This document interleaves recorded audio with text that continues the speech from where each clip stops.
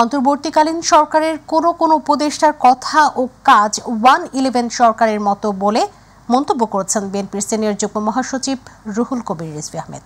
সকালে মোহাম্মদপুরে ঢাকা মহানগর উত্তর কৃষক দলের উদ্যোগে দুস্থদের মাঝে শীত বস্ত্র বিতরণকালে এই মন্তব্য করেন তিনি। রিজভী বলেন, জনগণের চাহিদা পূরণে কাজ করতে না পারলে বর্তমান সরকারের জনপ্রিয়তা বৃদ্ধির চেয়ে হ্রাস পাওয়ার সম্ভাবনা সৃষ্টি হতে পারে। তাই দ্রুত নির্বাচন দিয়ে সংস্কারের বিষয়গুলো নির্বাচিত সরকারের উপর ছেড়ে দেওয়া উচিত বলে মনে করেন রিজভী আহমেদ।